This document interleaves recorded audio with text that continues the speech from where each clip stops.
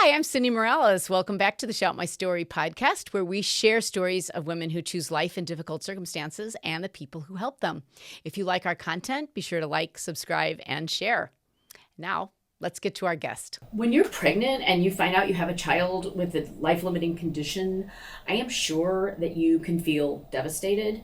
And this feeling of devastation can be compounded when a doctor or a genetic specialist tries to tell you to get an abortion. And I've met a lot of people who've been in that situation, but it doesn't have to be this way. And my guests today, Kathleen and Leonard Estrada, had a little bit of a different experience that they want to share. So Kathleen and Leonard, welcome to the Shout My Story podcast. Thank you. Thank you for having us. Kathleen, can you please explain how you found out your child had trisomy 18? I actually found out through my husband. Well, when we first started seeing our doctor for the pregnancy, we did our first trimester screening, and it was, I think, guess determined at that point they had a what chance of having a trisomy 18. And I guess eventually they did more tests on it, and then it wasn't even the doctor who told us and brought us in to the office to let us know. They actually, I think it was a secretary, right, who actually called to see if we already knew and spoke to my husband. And then it was my husband after the fact, Len, who told me about it. So Leonard, you're the first one to find out. How did you feel? What was your reaction? Yeah, so it was always a possibility once, they got, I guess when we were in the doctor's office, they did some measurements, of the baby.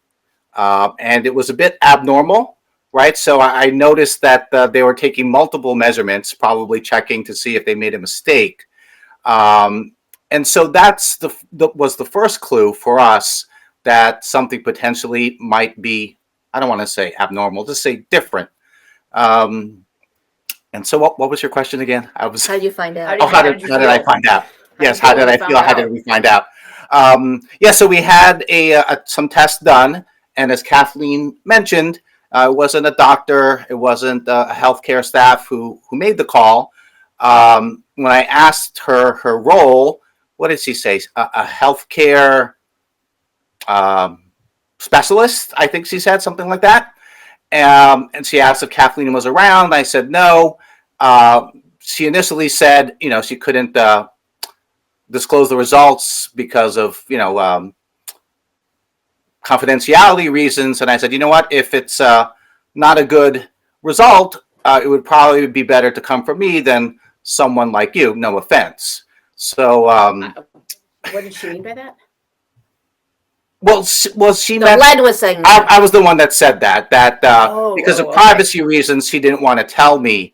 But I said that it would come better from me if it was not so good news. So maybe you can say if it wasn't good news, maybe you can just say nothing. So she didn't, and I took that as the results were not a good thing. And so I just thanked her. And so when we were off the phone, I remember I was in the parking lot trying to get some privacy during the phone call. And yeah, I was devastated because I knew it was a possibility. And they had mentioned that there was a 20% chance or 1 in 5 chance that it would be a trisomy 18 diagnosis. And so my first reaction was, poor Kathleen, because I know that Kathleen loves being a mother. She loves our 2 kids at the time. She wanted, a third child, and my heart just dropped. And it was probably the hardest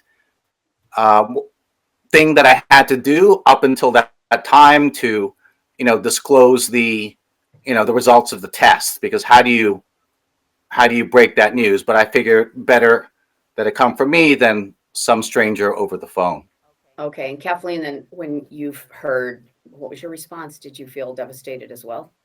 Oh yeah, I was devastated. I was bawling my eyes out. Did they then tell you to come and meet with a doctor or a genetic specialist? So yeah, we did eventually meet with the doctor, and yes, we did end up meeting with a genetic specialist at some point. Did either one of them recommend an abortion? Oh, my primary doctor did. The primary OB, yeah, and she was He the did. head And of that practice. how did he do that? She just saying like it was incompatible with life, that whole thing, and and we were like, no, we're committed to the pregnancy. I want to just say multiple times that she kept at it, and I said, well, what kind of experience have you had with trisomy 18 children? None, you know. But yeah, I mean, there was some pressure there too. Again, we were pretty firm what we wanted to do, but I mean, long story short, I mean, we eventually asked to end up working with other doctors in that practice because that particular doctor, was upsetting to me, especially the fact that we did, especially the fact that we didn't come into the office and then the news was told to us. We were found out before we even. So we had a chance to think about it. It wasn't like this, out of the blue. Um, we weren't thinking about it. I mean, we already made up our mind, and it just seemed like she had a plan to direct us in a different way.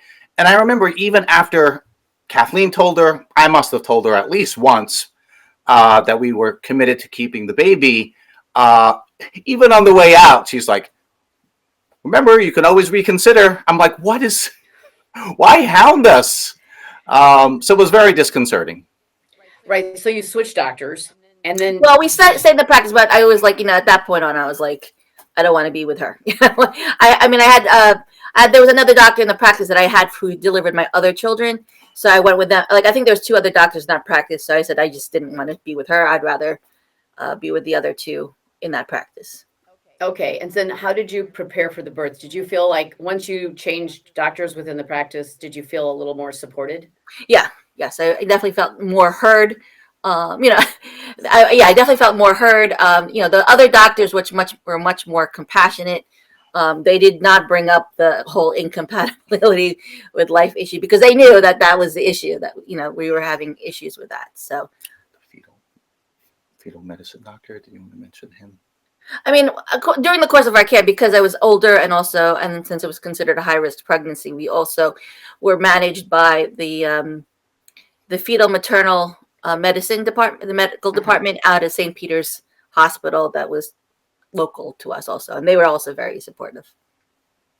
Okay. And so how did you plan for the birth? What was your birth plan to get to be prepared for bringing this child into the world that you knew was going to have a life limiting condition?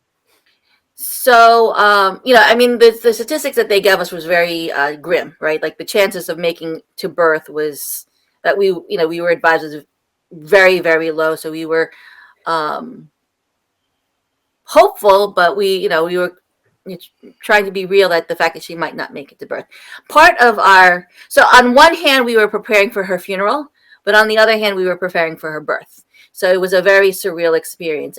And part of preparing for her birth is that when we actually attended a ethics board meeting at the hospital, so they had various department heads um, with us to kind of discuss what kind of care that we were what kind of care we were looking for.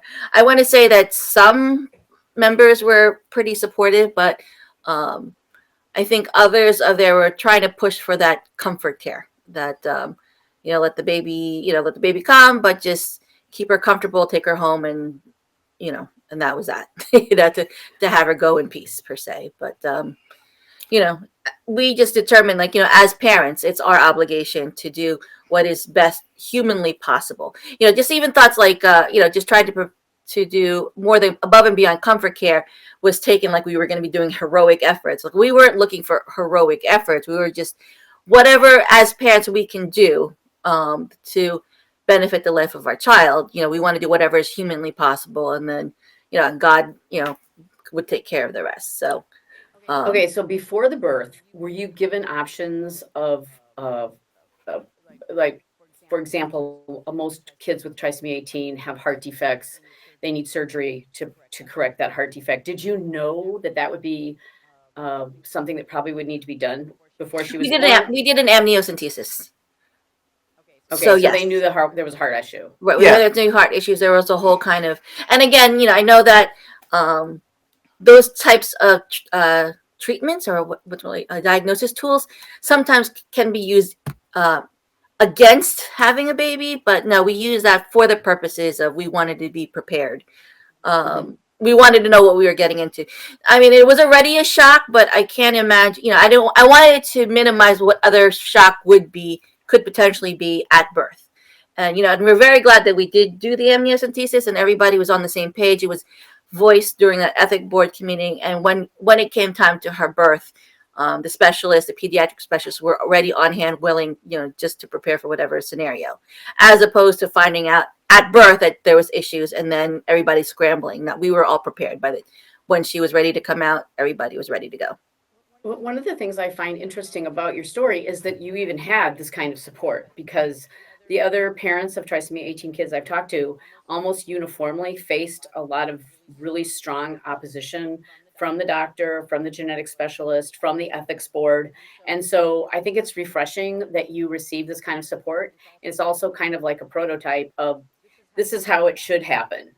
You should have this kind of support. You should be able to make these kinds of decisions. As a parent, you should have these options. And I think it's great that you had those options. So let's talk a little bit about her birth and then what happened afterwards. So she was born 2 weeks early, so I guess at her 38th week. And amazingly, you know, she was beautiful. She didn't have any immediate presenting concerns, so she was able to breathe somewhat normally. You know, be normal for the next, you know, however many days. So you know, we were thrilled and excited about that. You know, it's like, well, maybe this will work out, you know. But I guess as time progressed, you know, she did have a hole in her heart, which is typical of trisomy 18 children. And so then we were presented with, what do we do, right? Do we take her home to pass away, or do we try to pursue further medical treatments to help her? And we ended up deciding. So I guess in the process of what to do, I mean, we had to look for doctors who would be willing to do surgery on her. And you know, and that was difficult. There wasn't a lot of, you know, again, given her condition, you know, so she would be at what would have been her 40th week, right? She would be having this surgery. Add the fact that she had the trisomy 18 diagnosis. So it's the prospect of doing an open heart surgery on a child that little, she was 4 pounds at the time, was minimal. But with the grace of God, we were able to find somebody at the Children's Hospital of Philadelphia who was willing to take her on and provide surgery for her. And one thing, part of the preparing, if I may add something, that you know, we in naming her, did we cover her name already? Her name is, you know, her name. Huh? Tell us her name. Oh, you want to tell? Gabriella Joy. Yeah, Gabriella Joy. So, so that was very intentional on our part. You know, Gabriella, for God is our strength. At least that's what we were able to find. And then Joy, to remind us that even though, you know, whatever was to come before us, God is with us, and you know, this baby will be an anchor of joy in our life, and you know, that name is just so fitting for her. Okay, how'd the surgery go? So, thinking back, that was an emotional day. So we were able to bring her to CHOP, and she did have her surgery, and it was technically, you know, as far as we saw, and as far as the doctor knew,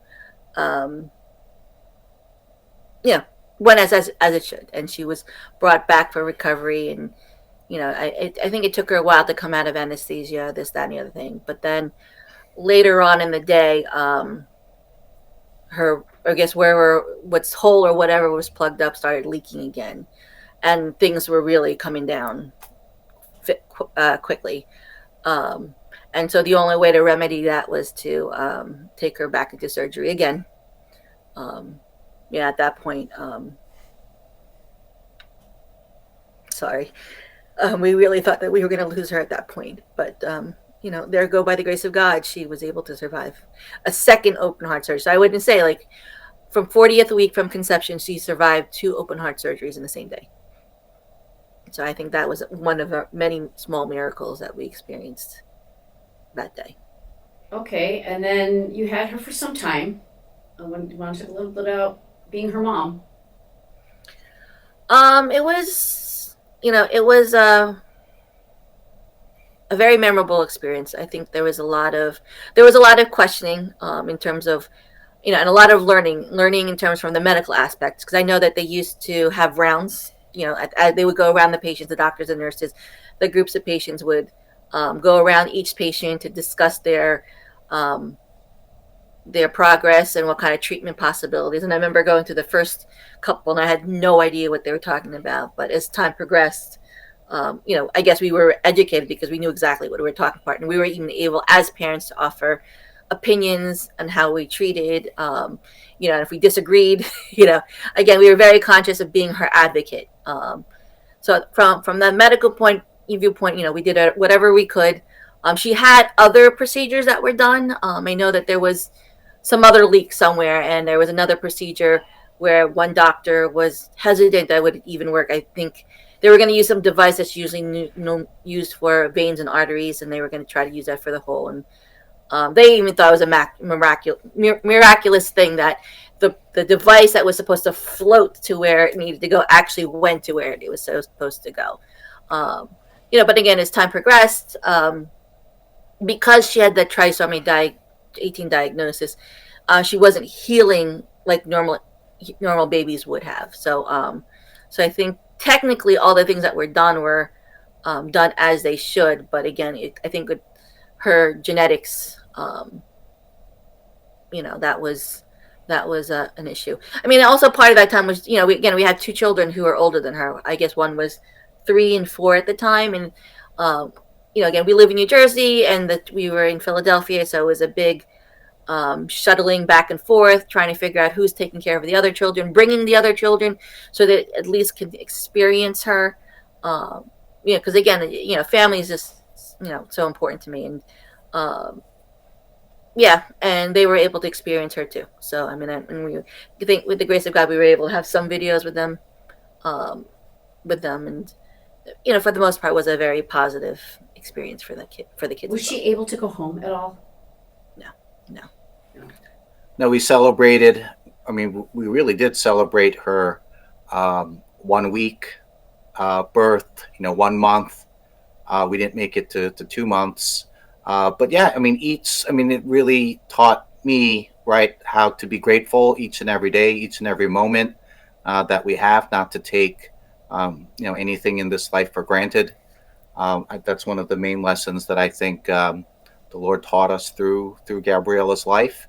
And she still teaches us, every day, teaches me every day. So even though she's not with us physically, I definitely still am thankful for her presence and her, influence in our lives, and including our son and our daughter. That was actually, you anticipated my next question. What do you think the purpose of Gabriella's life was? So I mean, I definitely feel that her existence was worth it. I think soon after she passed, I just knew, and again, that there had to be more than just the 2 months that she was with us. Um, I mean, I did have a crisis of faith. I think I was somewhat religious going into this, but yeah, I felt like I did have a relationship with God, but um, unlike people who had no relationship with God, they could just chalk it up and be like, well, that's just how He is. But for me, I've always felt that God was a very loving God, and was very involved with my life. So when I lost her, the moment upon her death, her passing, yeah, I broke up with him. I just wanted nothing to do with him. Cursed him out. I was very, very, very angry with him. Speak to the hand, I would say. But yeah, I guess as time progressed, I mean, I have a whole bunch of other stories of faith in that process. But long story short, I was desperate to find some sort of connection with my daughter. And I remember praying at some point, like, if there's a way I can have a connection with her like I do with God, if that's possible. And, and then just the words came back to me, sure, anything's possible with God, but seek Him first. So in other words, like, if I want to maintain some sort of semblance of relationship with my daughter, that's fine, but she's not God. Don't act like she's God. Don't treat her like she's God. God is God, and I would still need to go to Him first with all my issues. But and that was a whole journey in and of itself. So I guess learning about my faith, learning about grief, I was able to after some time. My husband and I are actually parent co-facilitators with Share, which is a nationwide charity that has small groups for it's a bereavement ministry, or I wouldn't say it's a bereavement group that for infant loss, early infant loss, stillbirth, and miscarriages. So, we did that because, again, as honor to her, because we would not be able to be in a place to help other people had it not been our own experiences. So that was educational for us, and then I guess also for myself, because I had that crisis of faith, and I was seeking connection with her. I kind of delved back into my Catholic faith, and like for 4 years, I really questioned about everything from God's existence to, all kinds of things, nuances of the Catholic faith, and I came out stronger because of it. And out of that, I volunteered for what's called the RCIA program, which is Catholic Faith Formation for Adults, for those who are looking to come into the Catholic faith, and help people with their faith. Again, I was able to answer all those questions because I questioned it myself. So, I'm currently the RCI director now at my parish. And I think one of the benefits I did not realize at the time was, as part of the RCIA program, there were some of the students once actually asked me to be their godmother. So that was a blessing and honor for me because, had Gabriella lived, I would obviously mother her through her faith. And so I think by having these beautiful people ask me to be their godmother, I'm very honored that I'm able to mother them through their journey of faith as I would have done with her. So yeah, I mean, like I said, I had that crisis of faith, but I do a lot of postings of my daughter on my Facebook page. So, she's not my dirty little secret. I want the whole world to know that she exists. And then not only that, but it's because of the grace of God that He was able to help me through her life, but also post her life, so that I can maintain a relationship with her post her passing that would not be able to happen without the lens of faith. Leonard, what about you? When she died, how did you respond? Did you also have a crisis of faith, or were you able to lean on God because you didn't have that crisis of faith? Well, I wanted to be there for Kathleen and my family, and I think that's how best I could, my role. So I just allowed her to feel those feelings of anger, resentment, throwing up the fists to God, and not trying to put a Band-Aid over it or give her some cliches, but just let her be, and then give her a hug, hold her and love Kathleen. So that was my kind of perspective. I think I had my crisis before Gabriella was born. Actually, when we first learned the news that Gabriella, did have trisomy 18, I had a passive, secret desire that, if Gabriella were to pass in the womb, that'd be horrible, but that would probably be better than having her be born and go through that, potential grief. So that was my own weakness in being actually selfish of wanting that. And so I kind of picture it as, if Gabriella were to unfortunately die before birth, it would be a tragedy. So I think that was a way to distance myself from having to feel anything for her. And then in a church, I was praying in front of the Blessed Sacrament, and I guess I had my own fist raising before Gabriella was born. And so I kind of, just like Job, in the book of Job, just raising raising his fist, Lord, what are you doing? We are so good. We're such faithful people. We love you. We try to raise our kids to love and honor and serve you. Why would this happen? Why would you do this to us? Why would you do this to me? And so I kind of had my, the crisis point was, so why is this happening to us? And don't give me the BS, although I didn't say BS, I used the word unfortunately. Don't give me the BS that you can do all things, or we can do all things through you who can strengthen us, right? So I mean, that can just justify anything, but this all doesn't make sense to me at all. And so I was waiting. All right, Lord, if you're going to say something, you got to say it now, because I don't know what else to say to you at this point. And I heard the Lord say, in that church in front of the Blessed Sacrament, crystal clear, probably one of the 3 times in my life I could say I was pretty confident this was the Lord speaking to me in my heart. The Lord said, this child with trisomy 18 could only be loved by you and Kathleen. And at that point, I just started to bawl, right? Because up until that point, I really didn't embrace Gabriella as a child. She was kind of like a figment that may or may not appear. But at that point, I thought that, what I heard was, the Lord saying this child, but then my response to that was, I love you, Gabriella Joy, right? I kind of owned that, this is my daughter. Lord, you love us so much that you would give her to us. And in response to the love that you've given us as a couple, as a family, through Gabriella Joy, I'm just going to love her. We're going to love her as strongly, as immensely, as intensely as we can for however long we have her. So, I mean, it sounds kind of cliche, but I really believe that the purpose of Gabriella being here is, to love her as much as we can.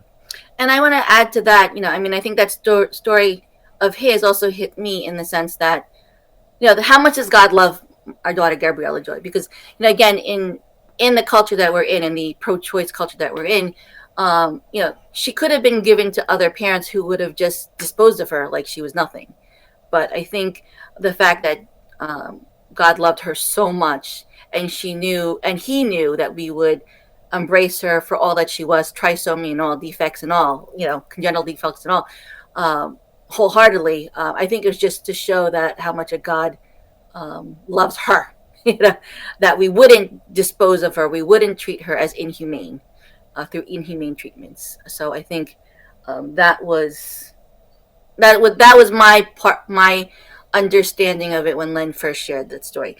And I want to say, I guess, while Len had his why moment, my why moment was, I asked God why. Why? Because I knew we were going to entail some sort of suffering, and I always knew that suffering eventually brings us closer to God.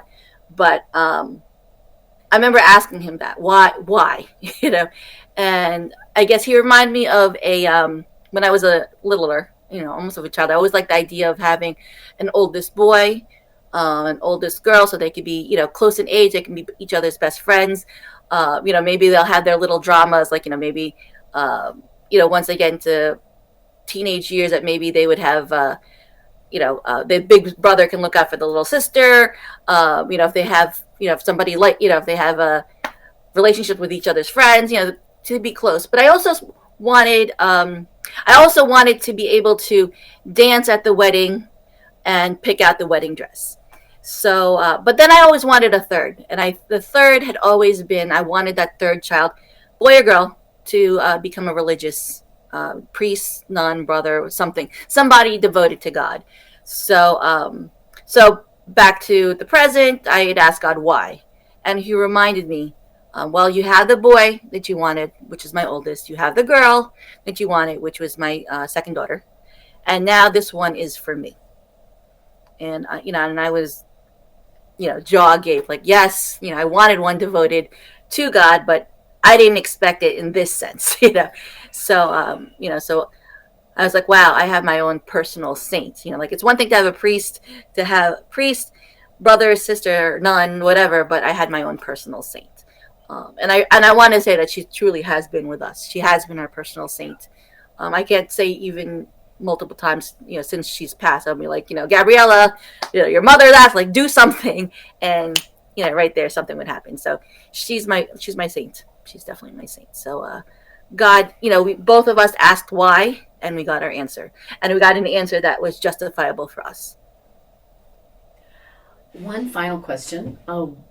What advice would you give to parents who are facing this diagnosis when they get the news? What advice do you have for them? Hope. Right? I think to be a message of hope. Don't despair. Right? I think, I do believe that there is a God, and God gave you this child for a reason.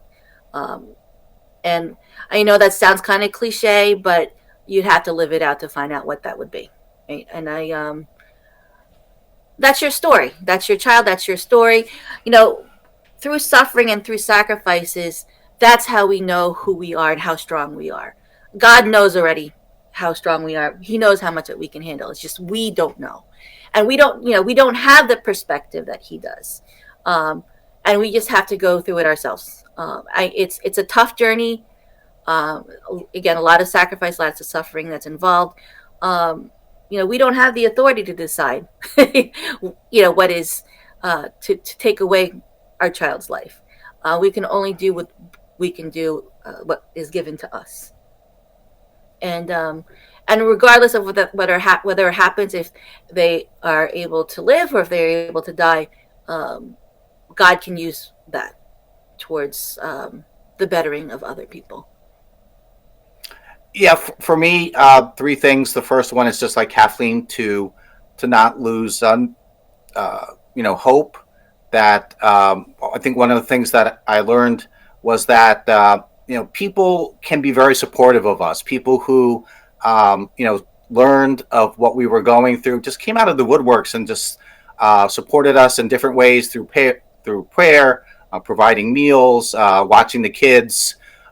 So even if it's the worst case scenario that you can imagine, uh, you have the Lord, and then you have people in your life who will support you.